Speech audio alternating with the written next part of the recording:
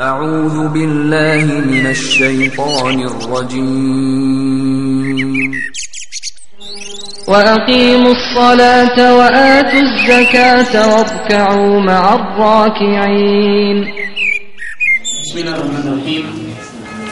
إن الحمد لله نحمده ونستعينه ونستغفره ونعوذ بالله من شرور أنفسنا وسيئات أعمالنا. من يهده الله فلا مضل له ومن يضلل فلا هادي له.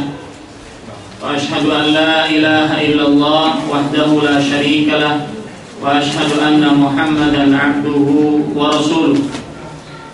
يا أيها الذين آمنوا اتقوا الله حق تقاته ولا تموتن إلا وأنتم مسلمون. يا أيها الناس اتقوا ربكم الذي خلقكم من نفس واحدة وخلق منها زوجها وبث منهما رجالا كثيرا ونساء واتقوا الله الذي تساءلون به والأرحام إن الله كان عليكم رقيبا.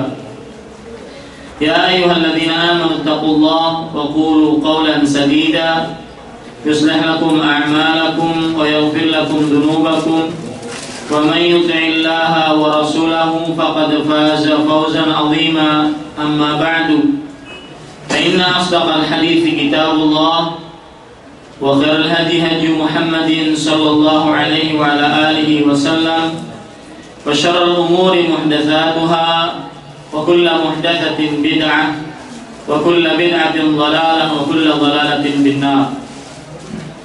Ikhwani kaum muslimin rahimanillah wa iyyakum. Alhamdulillah, kita bersyukur pada Allah Subhanahu wa taala yang pada sore hari ini, hari Jumat tanggal 8 Muharram 1431 Hijriah, kita bisa kembali duduk bersama untuk mempelajari ilmu-ilmu keislaman. Salawat dan salam semoga selalu Allah berikan kepada Nabi kita Nabi Muhammad sallallahu alaihi wasallam, kepada keluarga beliau, para kerabat, sahabat serta orang-orang yang mengikuti beliau sampai hari kiamat kelak. Ibu-ibu, bapak-bapak, kaum muslimin dan muslimat rahimanillah wa iyyakum. Kita sekarang di dalam bulan Muharram, dan bulan Muharram adalah salah satu bulan suci yang disucikan oleh Allah Subhanahu wa taala. Sebagaimana dalam surat At-Taubah ayat 36, Allah Subhanahu wa taala berfirman, "Inna 'iddatasy-syuhuri 'indallahi 12 syahra fi kitabillah yauma khalaqas samawati wal arda minha arba'atun hurum. Dzalika ad-dinul qayyim. Fala tadlimu fihinna anfusakum." Artinya, sesungguhnya jumlah bulan-bulan di sisi Allah itu ada 12 bulan dalam ketetapan Allah Subhanahu wa taala. Dia yang menciptakan langit dan bumi. Di antara bulan-bulan tersebut ada 4 bulan suci. Demikianlah agama yang lurus. Maka janganlah kalian menzalimi diri kalian sendiri di dalam bulan-bulan suci tersebut. Para ikhwah yang dirahmati oleh Allah Subhanahu wa taala, Abu Bakrah radhiyallahu anhu menjelaskan dari Nabi Muhammad sallallahu alaihi wasallam bahwasanya Rasulullah sallallahu alaihi wasallam bersabda, "As-sanatu 12 syahra." 4 bulan yang suci yang tadi disebutkan di dalam surat At-Taubah ayat 36 itu disebutkan di dalam hadis Rasulullah sallallahu alaihi wasallam riwayat Bukhari, bahwasanya Rasulullah sallallahu alaihi wasallam bersabda, 1 tahun itu 12 bulan, di antaranya ada 4 bulan yang suci. Thalathatun mutawaliyat, 3 bulan secara berurutan. Dzulqa'dah wa Dzulhijjah wal Muharram. Dzulqa'dah, Dzulhijjah dan Al-Muharram. Wa Rajab Mudhar alladzi baina Jumada wa Sya'ban, dan juga bulan yang keempat dari bulan suci, bulan Rajab, di antara bulan Jumada dan bulan Sya'ban. Yang perlu diperhatikan di sini, pertama, kita di dalam ayat tadi kita dilarang untuk berbuat zalim di bulan-bulan suci. Dan sebagaimana yang kita ketahui bahwasanya berbuat zalim itu tidak boleh di seluruh bulan, di seluruh hari dalam setahun dilarang kita berbuat zalim oleh Allah Subhanahu wa taala. Akan tetapi ketika larangan ini jatuh pada bulan-bulan suci, maka dosanya dan hukumannya pun akan tambah berat. Oleh sebab itu, poin yang pertama, jangan sampai kita berbuat zalim di bulan-bulan suci ini, karena dosanya akan tambah berat. Kemudian bulan Muharram sebagai kita katakan sebagai bulan suci, ya, makanya Rasulullah Shallallahu Alaihi Wasallam menyatakan dalam sebuah hadis riwayat Muslim, afdhalus siyami ba'da Ramadan syahrullahil Muharram. Seutama-utama puasa setelah bulan Ramadan adalah berpuasa di bulan Allah Al-Muharram, riwayat Muslim. Ini menunjukkan bahwasanya kaum muslimin sangat dianjurkan untuk berpuasa di bulan suci ini, di bulan Al-Muharram ini.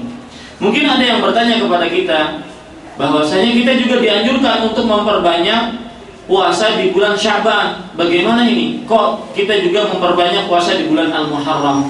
Maka kita katakan, memang di awal-awal kehidupan Nabi Muhammad SAW, ketika menerima wahyu dari Allah Subhanahu Wa Taala dan sampai hijrah ke Madinah, beliau dianjurkan untuk berpuasa pada bulan Sya'ban.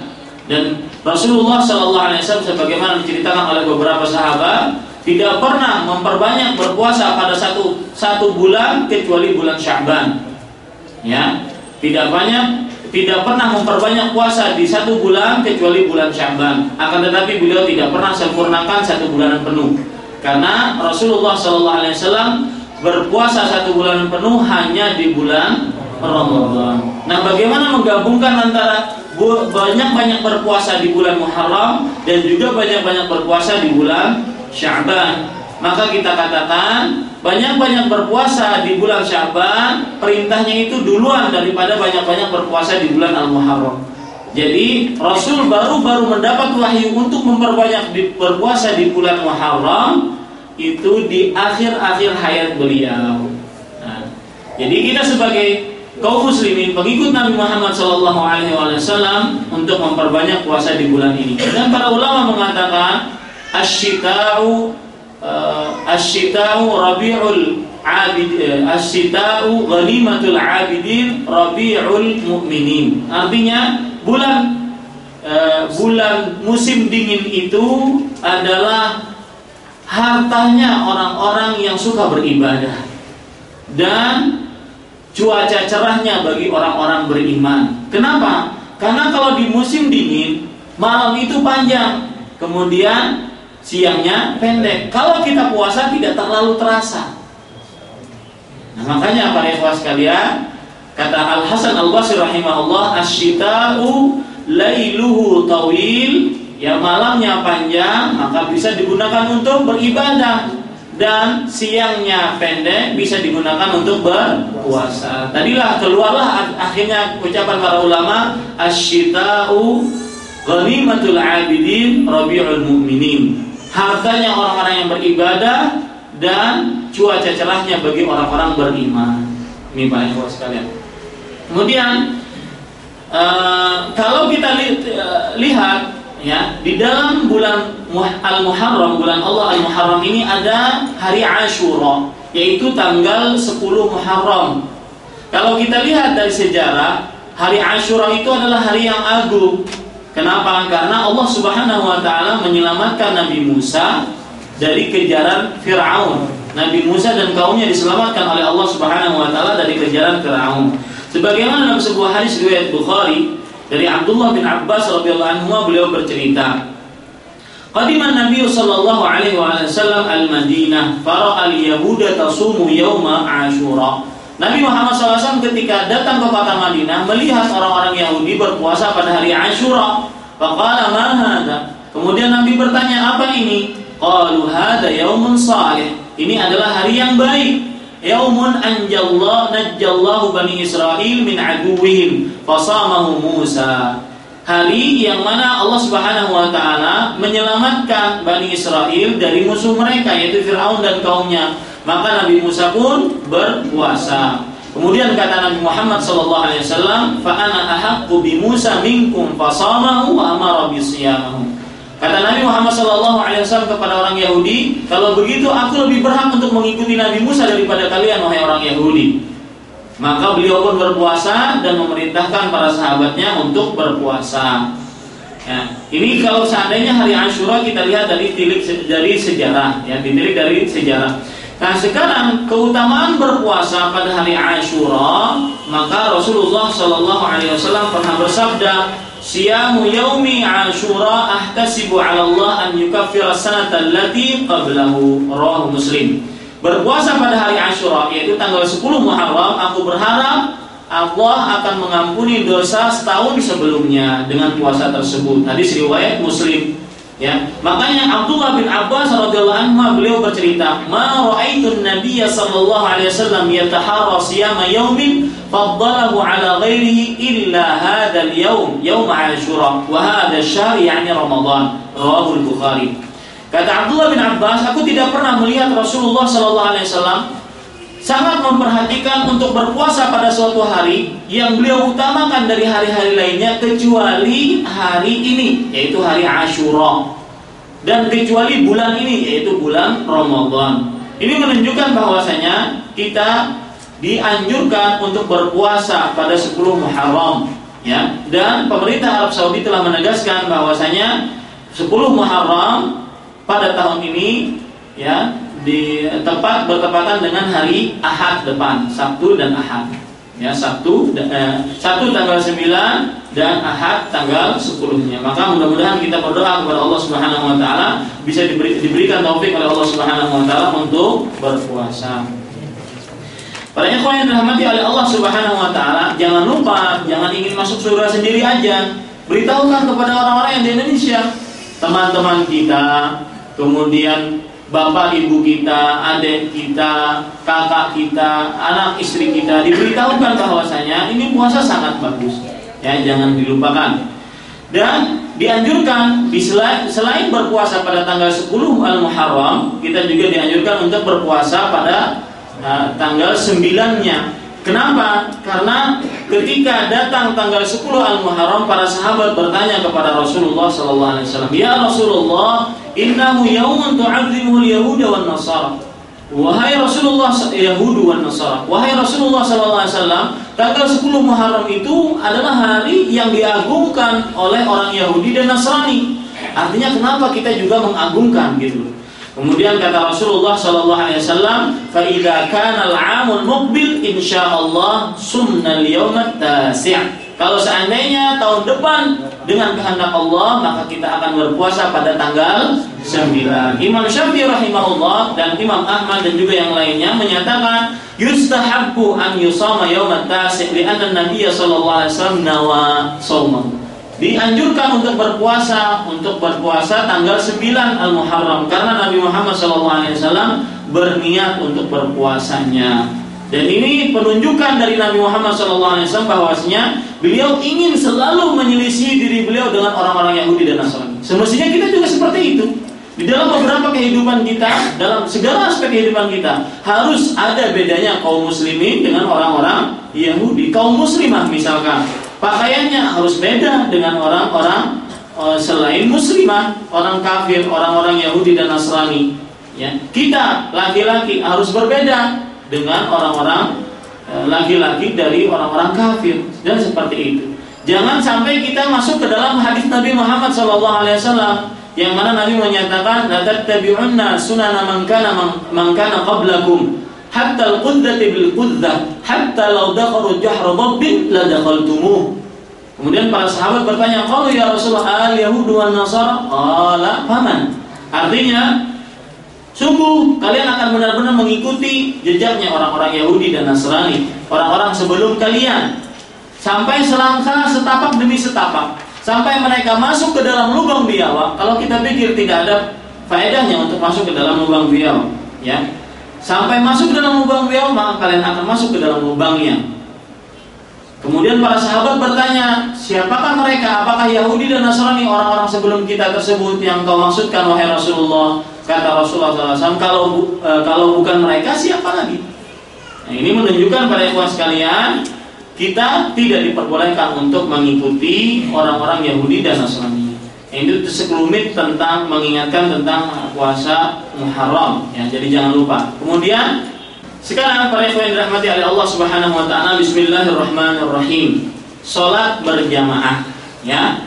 Kita pada sore hari ini akan membicarakan salat berjamaah, dan ini mungkin membutuhkan 2 pertemuan, ya, salat berjamaah. Poin yang pertama yaitu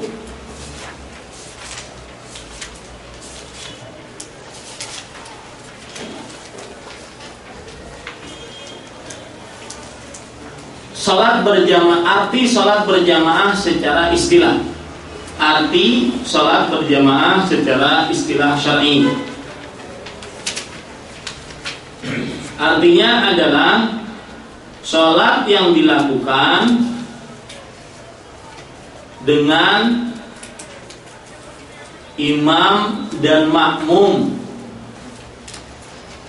dengan imam dan makmum. Itu arti salat berjamaah secara istilah syar'i. Salat yang dilakukan dengan imam dan makmum berjamaah di masjid, ya, berjamaah di masjid. Kemudian para ikhwan yang dirahmati oleh Allah Subhanahu wa taala, poin yang kedua, hukum salat berjamaah. Langsung kita masuk kepada hukum salat berjamaah.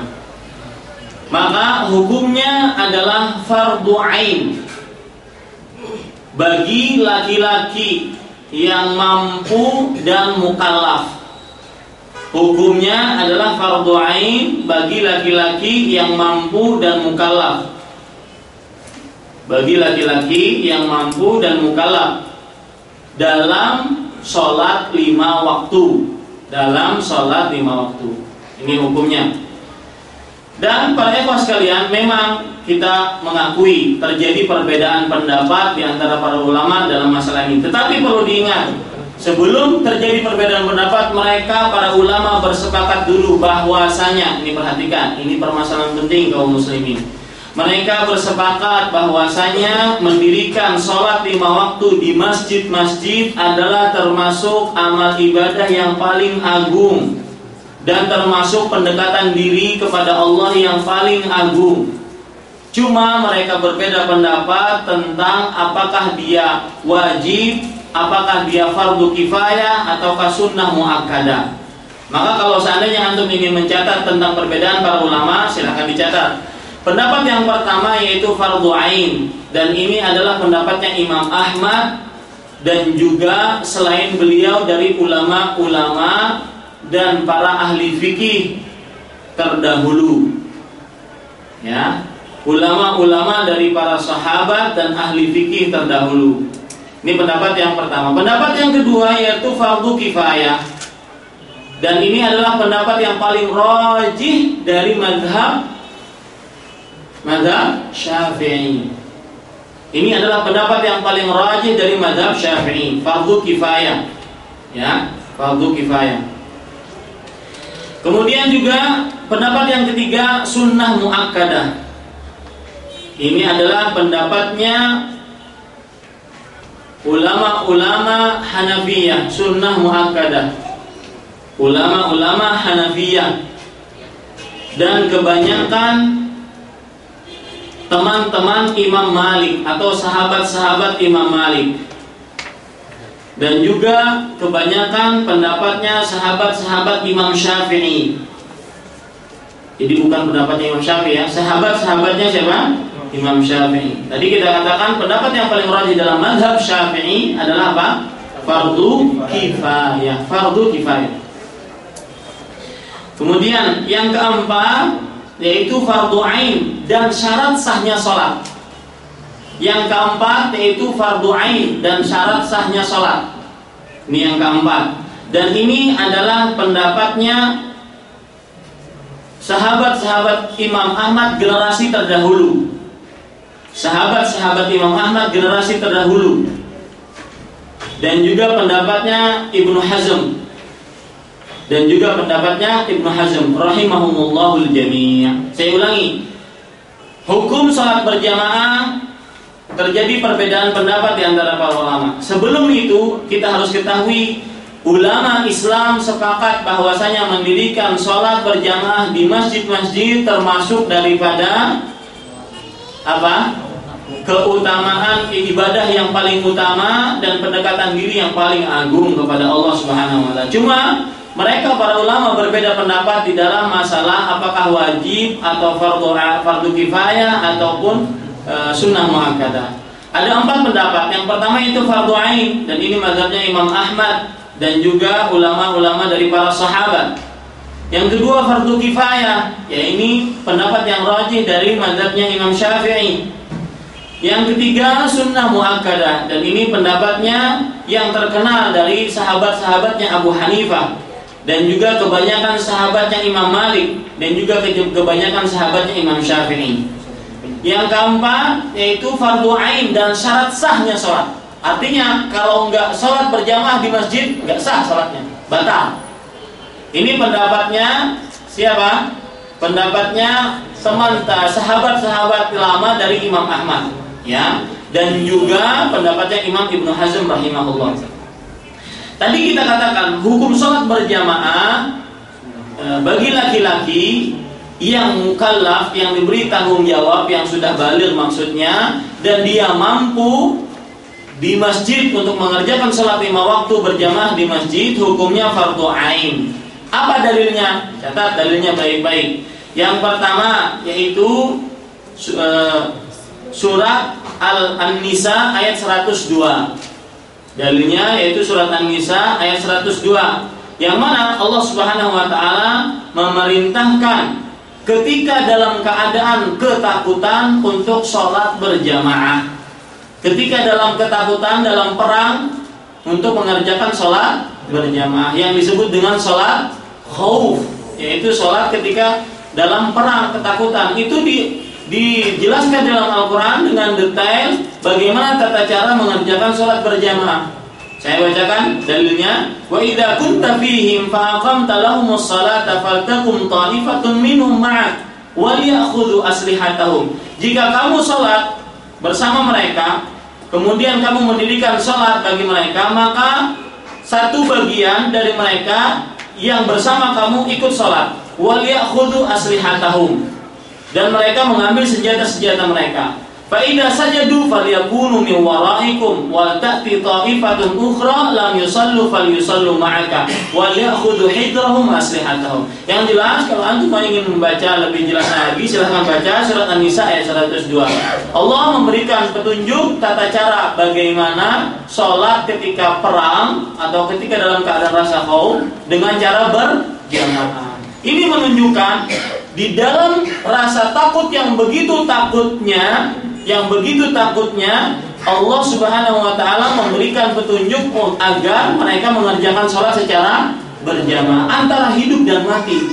Bagaimana kalau seandainya dalam keadaan lapang, aman, nyaman, tentram, ya, maka lebih lagi harus mengerjakan sholat secara berjamaah. Yang kedua, dalil yang kedua yaitu surat Al-Baqarah ayat 43. Surat Al-Baqarah ayat 43, yang mana Allah Subhanahu wa taala memerintahkan agar sholat bersama orang-orang yang lagi sholat.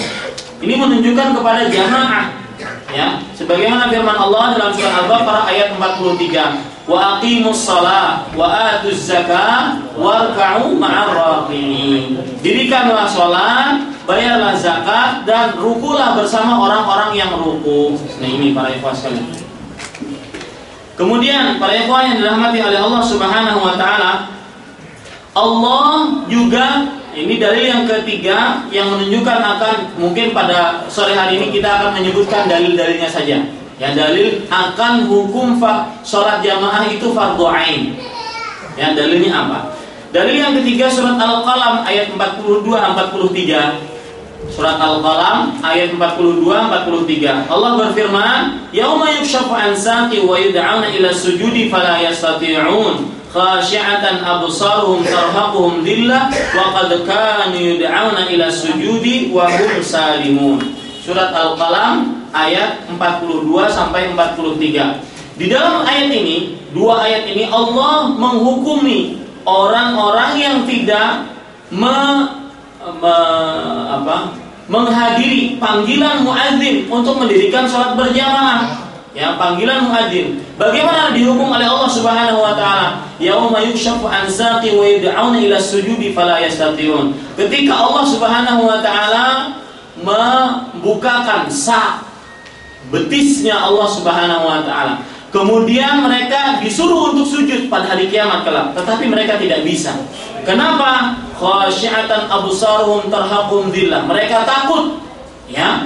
Wa qad kanu yud'auna ila sujud fala yastati'. Mereka ketika di dunia diajak, diseru untuk sujud salat berjamaah, tetapi mereka tidak mau sujud dalam keadaan mereka selamat, dalam keadaan mereka sehat. Nah, ini hukuman dari Allah Subhanahu wa taala.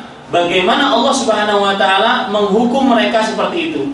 Diceritakan di dalam sebuah hadis riwayat Bukhari dan Muslim, Allah Subhanahu wa taala menghukumnya bagaimana? Ja'alallahu dhahrahu tabqatan wahidah, kullama arada an yasjud kharra ala qafah. Allah menjadikan badannya itu menjadi satu gulungan. Ya, menjadikan satu gulungan. Setiap kali mau sujud, dahinya ke belakang.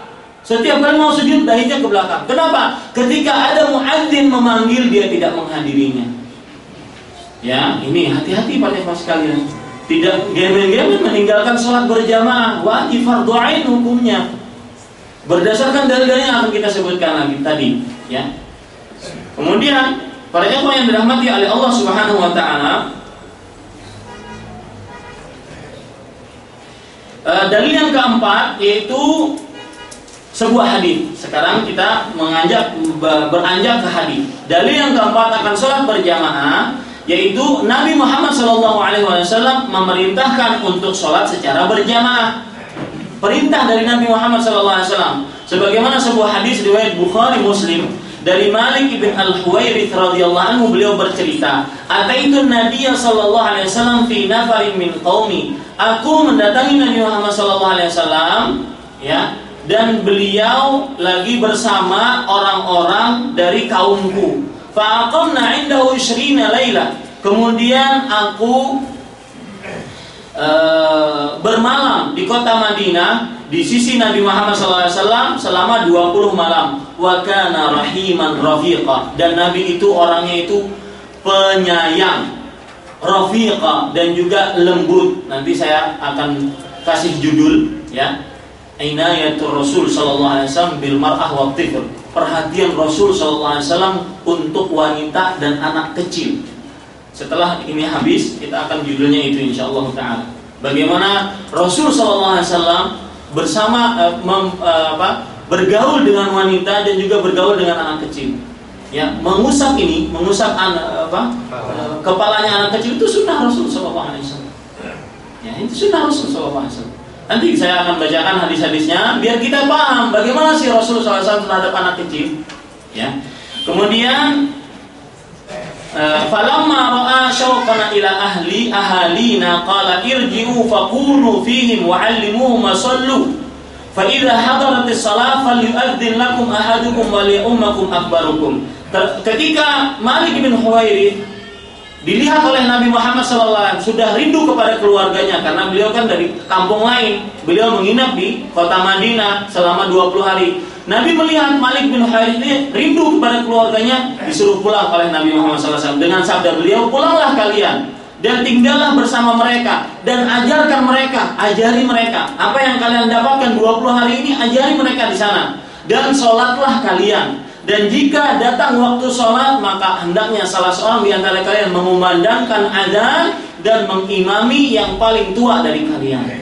Ini menunjukkan perintah Rasulullah SAW untuk mengerjakan sholat berjamaah. Hadis riwayat Imam Bukhari dan Imam Muslim. Kemudian dalil yang kelima yaitu keinginan Rasulullah SAW untuk membakar rumah-rumah orang-orang yang tidak sholat berjamaah. Membakar rumah-rumah orang yang tidak sholat berjamaah. Coba perhatikan sebuah hadis Rasulullah SAW riwayat Bukhari dan Muslim juga. An Abi Hurairah radhiyallahu anhu, Abu Hurairah radhiyallahu anhu berkata, anna Rasulullah SAW faqada nasan fi ba'di salawat. Bahwa Rasulullah SAW tidak melihat beberapa orang di beberapa sholat. Jadi kebiasaan beliau kalau ada teman, kalau ada sahabat yang biasa sholat berjamaah kok tidak hadir, ditanya. Dan ini sunnah ketika kita bermuamalah dengan seseorang, ya. Ini kok biasa datang ke Islamik, nggak hadir kemana? Ya, tapi kita telepon, ditanya. Ini termasuk sunnah Rasulullah SAW. Ya. Kemudian Rasulullah SAW bersabda, akibat itu beliau bersabda, laqad hamamtu, aku sangat berkeinginan an amura rajulan yusalli bin nas, untuk memerintahkan seorang laki-laki memimpin sholat untuk kaum muslimin. Tsumma ukhalifu ila rijalin yatakhallafuna anha, kemudian aku akan mendatangi orang-orang yang tidak menghadiri sholat berjamaah. Fa'amura bihim fayuharriqu alaihim bihazmil hatab buyutahum, kemudian aku akan perintahkan mereka untuk membakar ya rumah-rumah dengan kayu-kayu bakar, rumah-rumah mereka. Walau alima ahadun annahu yajida 'azaman saminan la syahidaha, kalau seandainya seseorang mengetahui bahwasanya dengan menghadiri sholat berjamaah dia akan mendapatkan tulang yang sangat besar, artinya pahala yang sangat besar, maka dia akan mendatanginya. Dia akan mendatangi, sungguh dia akan mendatanginya. Nah ini para ikhwan sekalian. Nah dari sini mungkin ada dalam pikiran saya, kalau antum nyari rumah, ya, atau mau bikin rumah atau nyari tanah, cari yang dekat dengan masjid agar bisa sholat berjamaah. Coba lihat doanya istri Fir'aun alaihissalam, ya, istri Fir'aun. Apa? Asia kan namanya. Dia berdoa kepada Allah, Rabbi bni li indaka baitan fil jannah. Ya Allah, buatkanlah aku rumah di sisimu, ya, di surga. Ini menunjukkan bahwasanya si Asia alaihissalam, beliau memilih tetangga dulu, di sisimu dulu, baru rumahnya. Ya, ikhtaratil jar qabla dar, memilih tetangga dulu, memilih tetangga dulu, artinya dekat masjid enggak dulu, baru setelah itu apa? Rumah. Ini para ikhwan sekalian. Nah, dalam hadis ini yang saya barusan bacakan tadi menunjukkan bahwasanya sholat jamaah itu fardhu ain. Kenapa? Karena perhatikan, Rasulullah SAW kalau dikatakan sholat jamaah itu adalah sunnah, ya, tidak mungkin Rasulullah SAW akan membakar rumah-rumah orang yang meninggalkan pekerjaan sunnah. Nggak mungkin. Nggak mungkin Rasulullah SAW membakar rumah-rumah orang yang meninggalkan pekerjaan sunnah. Tidak mungkin. Karena mereka meninggalkan pekerjaan yang wajib, maka Rasulullah SAW mau membakarnya. Ini para ikhwan yang dirahmati oleh Allah Subhanahu wa taala. Dalil yang keenam yaitu Nabi Muhammad SAW tidak memberikan keringanan bagi orang buta jauh rumahnya dari masjid untuk tidak ikut berjamaah, tidak diberikan keringanan oleh Rasulullah SAW. Coba perhatikan sebuah hadis dari Abu Hurairah radhiyallahu anhu, beliau berkata, "Atan Nabiyya sallallahu alaihi wasallam rajulun a'ma." Ada orang buta datang kepada Rasulullah sallallahu alaihi wasallam. Faqal, "Ya Rasulullah, innahu laysa liqa'idun yaquduni ilal masjid." Wahai Rasulullah, sesungguhnya aku tidak mempunyai penuntun yang bisa menuntunku pergi ke masjid. Fasa'ala Rasulullah sallallahu alaihi wasallam an yurakhkhisa lahu. Kemudian dia meminta kepada Rasulullah untuk diberikan keringanan agar tidak menghadiri sholat berjamaah di masjid. Ya, kenapa? Karena beliau buta, tidak ada penuntun. Fayusalli fi baitihi, agar bisa sholat di rumahnya. Farukhkhasa lahu. Kemudian Rasulullah SAW memberikan keringanan kepada orang tersebut. Falamma walla da'ahu. Ketika orang tersebut berpaling ingin keluar, maka Nabi memanggilnya. Kemudian Nabi bertanya sallallahu alaihi wasallam, "Hal tasma'un nidaa bis-shalah?" Apakah engkau mendengar panggilan adzan untuk menghadiri salat berjamaah? Kemudian dia mengatakan, "Na'am, iya." Qala fa'ajib, kalau begitu datangi salat jamaah. Ajib di sini adalah fi'lul amr, perintah untuk menghadiri, dan aslu fil amri al-wujub. Asal hukum sebuah perintah adalah menunjukkan kepada kewajiban. Hadis ini diriwayatkan oleh Imam Muslim.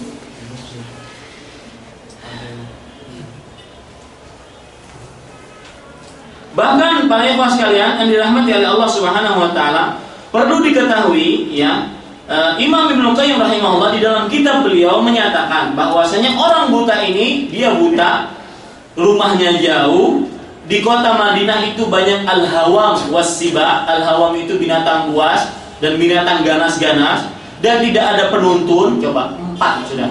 Kabirus sin, tua ya. Kemudian juga banyak kurma, banyak pohon-pohon yang menghalangi dia dari rumah dia dengan masjid. Tidak ada penuntun, tetap diwajibkan untuk sholat berjamaah. Apalagi yang masih seger, buger, ya, masih bisa jalan, ya. Kenapa sholatnya di rumah? Sayang masjidnya, cinta sekali dengan kamarnya. Ini para ikhwah sekalian dirahmati oleh Allah Subhanahu wa taala. Sekarang yang ketujuh, para ikhwan yang dirahmati oleh Allah Subhanahu wa taala. Dalil yang ketujuh, Nabi menjelaskan sallallahu alaihi wasallam bahwasanya siapa yang mendengar azan dan tidak mendatangi azan tersebut, maka tidak ada salat baginya. Artinya tidak ada salat baginya di sini, pahala salatnya berkurang sekali. Bukan berarti tidak sah, enggak. Tidak ada salat baginya. Wallahu a'lam. Coba perhatikan perkataan Abdullah bin Abbas radhiyallahu anhu. Dari Abdullah bin Abbas radhiyallahu anhu meriwayatkan bahwa Nabi Muhammad SAW bersabda, "Man sami'an nidaa falam ya'tihi fala salata lahu illa min 'udhrin." Hadis riwayat Imam Ibnu Majah. Dan Al-Hafidz Ibnu Hajar dalam kitabnya Bulughul Maram mengatakan, "Wa isnaduhu ala syarti Muslim." Dan sanad dari hadis ini sesuai dengan syaratnya Imam Muslim. Nah, artinya para ikhwah sekalian, barang siapa yang mendengar adzan kemudian dia tidak mendatanginya untuk sholat berjamaah di dalamnya, maka tidak ada sholat baginya kecuali karena ada uzur, dia boleh meninggalkannya. Nanti di akhir mungkin pertemuan kedua saya akan sebutkan orang-orang yang boleh meninggalkan sholat berjamaah. Ya. Baik, yang kedelapan, para ikhwan yang dirahmati oleh Allah Subhanahu wa taala. Jam berapa ini? Ya. Yang kedelapan, para ikhwan yang dirahmati oleh Allah Subhanahu wa taala, Abdullah bin Mas'ud radhiyallahu anhu, dalil yang ke-8 ya, menyatakan bahwasanya tanda orang-orang yang benar-benar munafik, orang-orang yang benar-benar munafik adalah orang-orang yang suka meninggalkan sholat berjamaah. Mudah-mudahan kita tidak termasuk, tidak menginginkan kita menjadi orang-orang yang munafik. Ya, coba perhatikan hadis Rasul, riwayat atau perkataan Abdullah bin Abbas radhiyallahu anhu. Perkataan ini subhanallah sangat agung ya. Coba perhatikan. Kata Abdullah bin Abbas radhiyallahu anhu, "Laqad ra'aituna wa ma yatakhallafu 'anil shalah illa munafiqan qad 'ulima nifaqu." Aku telah melihat para sahabat Nabi Muhammad SAW. Tidak ada yang meninggalkan sholat berjamaah kecuali munafik yang benar-benar telah diketahui kemunafikannya. Munafik yang benar-benar telah diketahui kemunikannya. Au marid, atau orang yang sakit. In kana al-marid la yamshi bainar rajulain hatta ya'tiya shalah. Bahkan orang yang sakit pun, kalau seandainya dia sakit, maka sungguh dia akan berjalan di antara dua orang, dibopong, ya, sampai datang ke masjid untuk sholat berjamaah. Wa qala inna nabiyya sallallahu alaihi wasallam. Kemudian Abdullah bin Mas'ud juga mengatakan, sesungguhnya Nabi Muhammad SAW allamana sunnanal huda, telah mengajarkan kepada kami petunjuk-petunjuk yang lurus. Wa inna min sunanil huda as-salatu fil masjidil ladzi yu'adzanu fihi. Dan termasuk petunjuk dari Nabi Muhammad SAW adalah sholat, mendirikan sholat di masjid yang diadzankan di dalamnya. Ya, yang diazankan di dalamnya. Bahkan dalam riwayat yang lain Abdullah bin Mas'ud mengatakan, "Man sarrahu an yalqallahu ta'ala an yalqallaha ta'ala ghadan musliman falyuhafiz 'ala haula'is salawat haitsu yunada bihin fa inna Allah syara'a li nabiyyikum sunanal huda wa inna min sunanil huda walau annakum salaitum fi buyutikum kama yusalli hadzal mutakhallif fi baiti la taraktum sunnata nabiyyikum." Kata beliau, kalau seandainya kalian salat di rumah kalian sebagaimana orang yang tidak sholat berjamaah ini, dia sholat di rumahnya, maka pasti niscaya kalian telah meninggalkan sunnah Nabi kalian.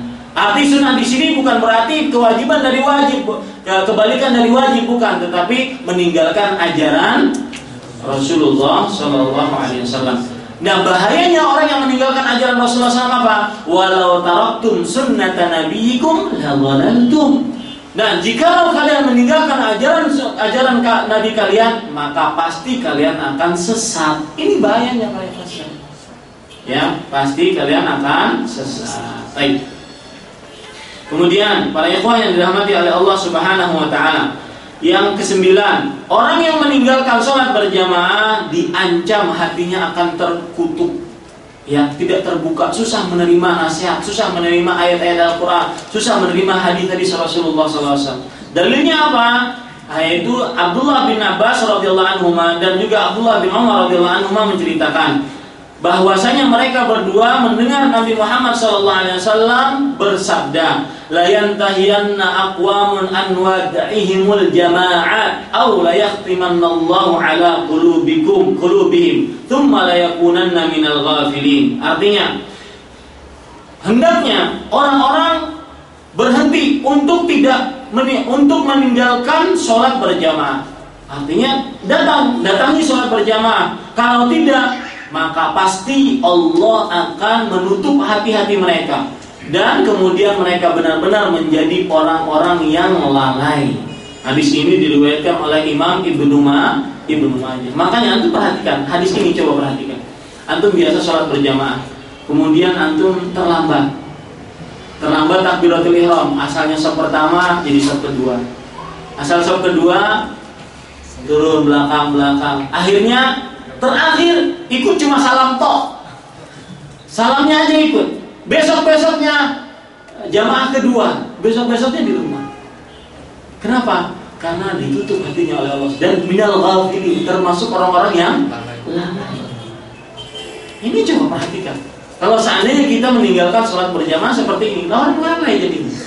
Nah ini para ikhwan yang dirahmati oleh Allah Subhanahu wa taala.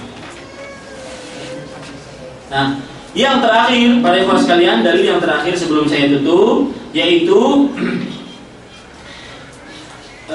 ijma'nya para sahabat. Dalilnya yang ke-12 yaitu ijma'nya para sahabat. Para sahabat radhiyallahu anhum, mereka bersepakat akan wajibnya menghadiri sholat berjamaah. Imam Ibnu Qayyim rahimahullah menyatakan bahwasanya fahadihi nususus sahabah kama taraha sihhatan wa syuhra wa intisharan wa lam yaji an sahabiyyin wahidin khilafa dzalik. Ini adalah perkataan-perkataan para sahabat yang kamu bisa lihat kesahihannya dan juga kemasyhurannya dan juga penyebarannya. Perkataan tersebut terkenal sekali dan tidak ada seorang sahabat walau satu pun yang mengingkari akan wajibnya sholat berjamaah. Wa kullu min hadhil athar dalilun mustaqillun fil mas'alah. Dan setiap daripada perkataan-perkataan sahabat ini termasuk dalil tersendiri dalam permasalahan wajibnya sholat berjamaah. Ini para ikhwan yang dirahmati oleh Allah Subhanahu wa taala. Imam Tirmidzi rahimahullah berkata, "Wa qad ruwiya an ghairi wahidin min ashabin Nabi sallallahu alaihi wasallam annahum qalu." Dan telah diriwayatkan dari banyak sahabat Nabi Muhammad sallallahu alaihi wasallam bahwasanya mereka berkata, ini perkataan sahabat, "Man sami'an nida falam yujib fala salata lahu." Barang siapa yang mendengar adzan dan tidak menghadiri sholat berjamaah, maka tidak ada sholat baginya. Ini para ikhwan yang dirahmati Allah. Abdullah bin Abbas radhiyallahu anhu pernah ditanya tentang seseorang yang puasa siang hari dan sholat malam pada malam hari, tetapi tidak pernah menghadiri Jumat dan tidak pernah menghadiri sholat berjamaah. Kata Abdullah bin Abbas, huwa finnar. Dia di dalam neraka. Ini diriwayatkan oleh Imam Tirmidzi. Ya, cukup kiranya para ikhwan sekalian yang dirahmati oleh Allah Subhanahu wa taala tentang sholat berjamaah, hukum-hukum sholat berjamaah. Insyaallah minggu depan kita akan baca faedah-faedah sholat berjamaah, keutamaan sholat berjamaah, kemudian juga keutamaan sholat berjamaah yang lainnya Iya.